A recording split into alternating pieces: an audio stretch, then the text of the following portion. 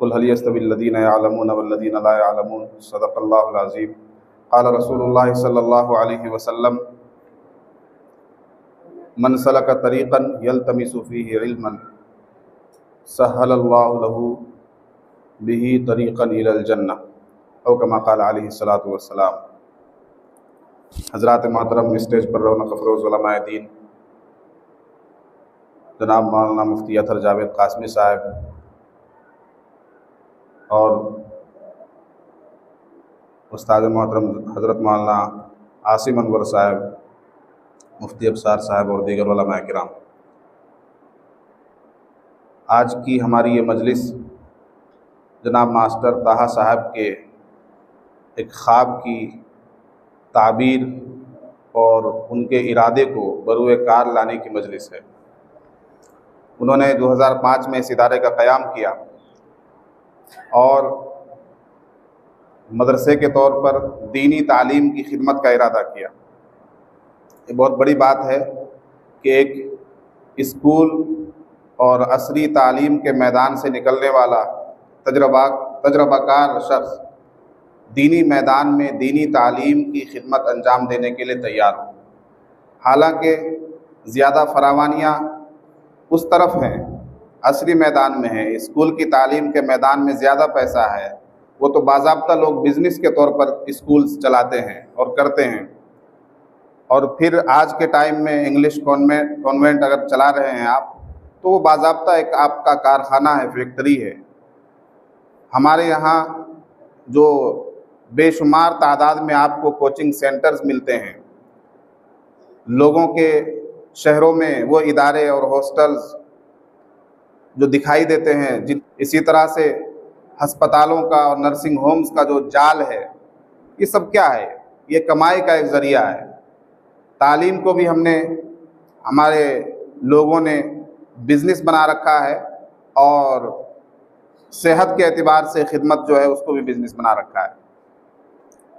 लेकिन एक आदमी जो इंग्लिश कॉन्वेंट से मुंतकिल होकर, कन्वर्ट होकर दीनी तालीम के मिशन को लेकर चला और उसने अपने इरादे और हिम्मत से इतनी बड़ी जगह एक्वायर की और ये ज़मीन उन्होंने मुहैया करके इसमें इदारे की तामीर शुरू की, ये उनकी अपनी हिम्मत और जिगरगुर्दे की बात है।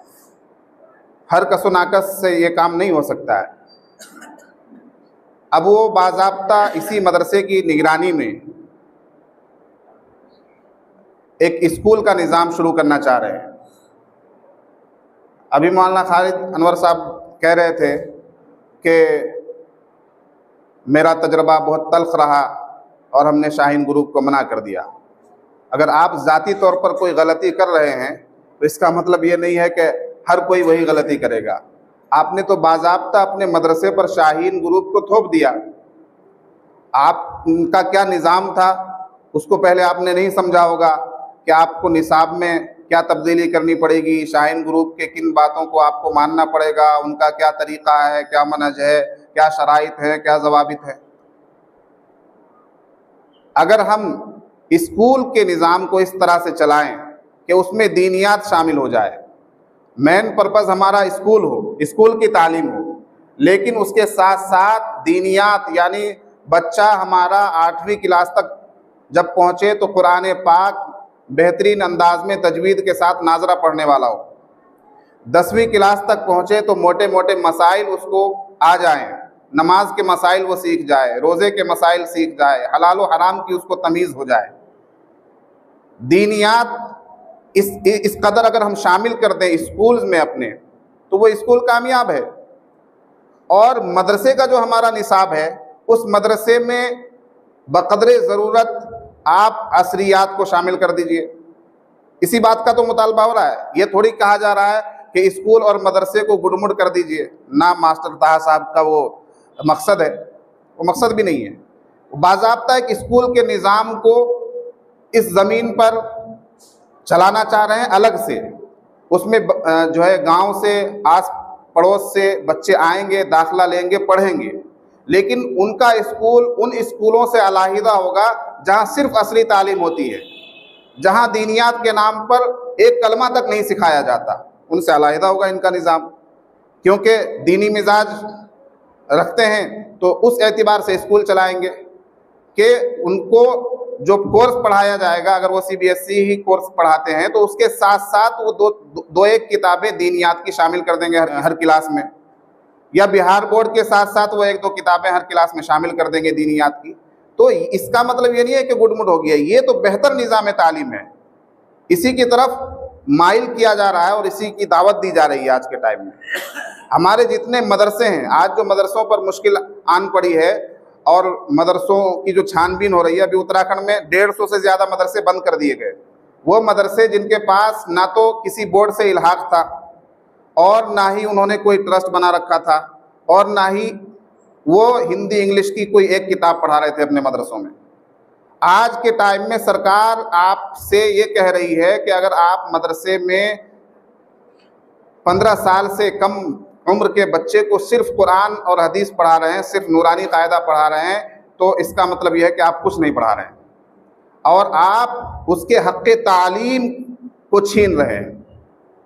सरकार का मानना यह है कि 15 साल तक उसको जो बोर्ड की तालीम है, किसी न किसी बोर्ड की, वो तालीम दिलाना ज़रूरी है। तो ऐसे वक्त में हमारे लिए ज़रूरी है कि हम अपने मदरसों के निसाब में इल्हाक करें और अपने बच्चों को हिफ्ज़ कराने के साथ साथ, नाज़रा पढ़ाने के साथ साथ स्कूल का एग्ज़ाम दिलाएं। और हर मदरसा वाला ये कोशिश करे कि वो 8वीं तक, पहले 5वीं तक, 8वीं तक और फिर 10वीं तक अगर हो सके तो वो सरकार से इल्हाक ले ले, मंजूरी करा ले वो अपने मदरसे में, तब जाकर आपके मदरसे कायम रह सकते हैं। तो मदरसे में अगर हमारे मदरसों में इंग्लिश शामिल हो जाए एज ए लैंग्वेज, हिंदी शामिल हो जाए एज ए लैंग्वेज और हिसाब हम पढ़ा दें, तो हिसाब तो ज़रूरी है। दुनिया के वो उलूम जिनसे कुरान और हदीस को समझना आसान हो जाए और जो कुरान और हदीस के समझने के लिए मुआविन है जो उलूम, उनका तो हासिल करना वैसे ही ज़रूरी है। जैसे दीनी इल्म को हासिल करना ज़रूरी है, ऐसा ही दुनिया के उस इल्म को हासिल करना ज़रूरी है जो मुआविन है दीनी इल्म के लिए। मसलन इल्म मीरास है, तो इल्म मीरास को सीखने के लिए और इल्म मीरास में महारत हासिल करने के लिए इल्म रियाजी में महारत ज़रूरी है। जब तक आप मैथमेटिक में महारत हासिल नहीं करेंगे, आप इल्म मीरास में महारत हासिल नहीं कर सकते हैं। तो इल्म मीरास के लिए ज़रूरी मुआविन चीज़ क्या है?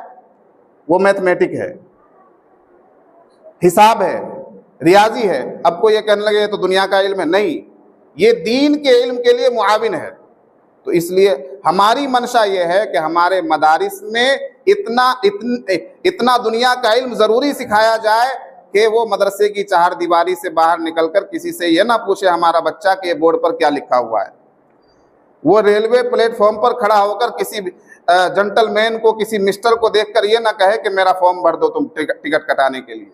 इतना मदरसे में इल्म हासिल कराना ज़रूरी है दुनिया का।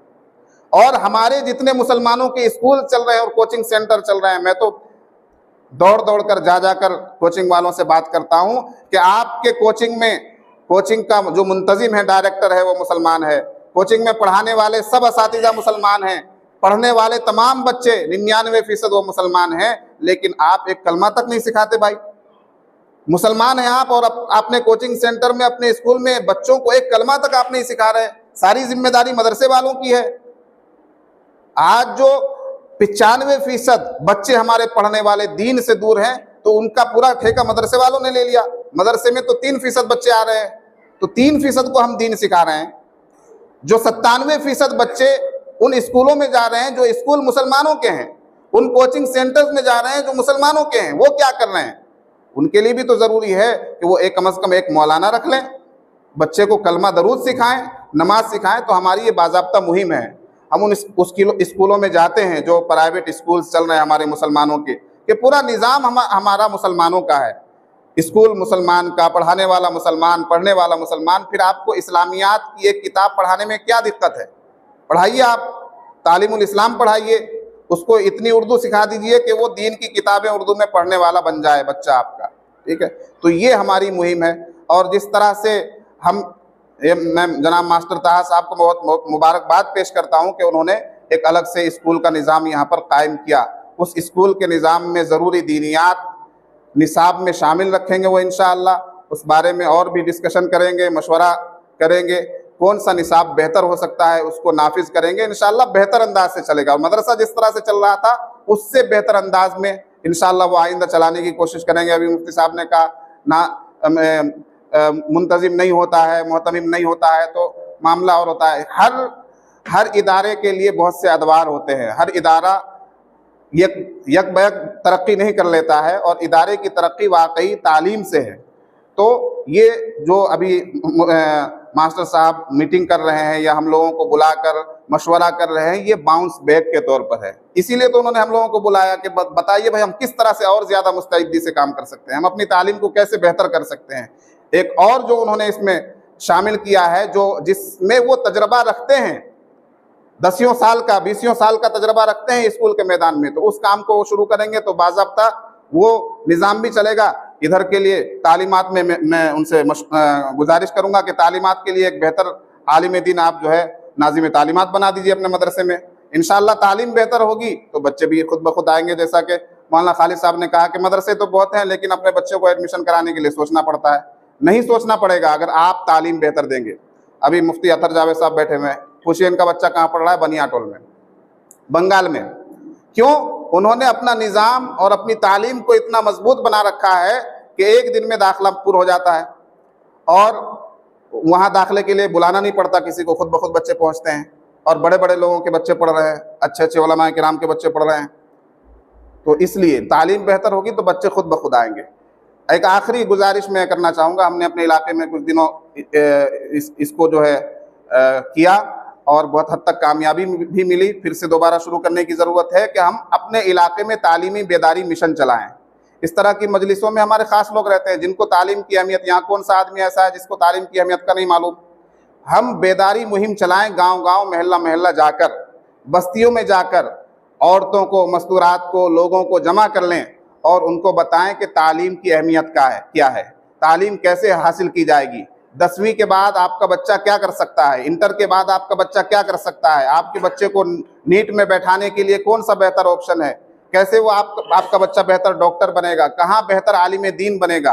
बाज़ाब्ता इस तरह की अगर हम मुहिम चलाएंगे गांव गांव महल्ला महल्ला जाकर बस्तियों में बेदारी मुहिम, तालीमी बेदारी मुहिम, तो इंशाअल्लाह लोगों का रुझान बनेगा तालीम की तरफ। इसके लिए हमको मेहनत करने की ज़रूरत है, बाहर निकलने की ज़रूरत है।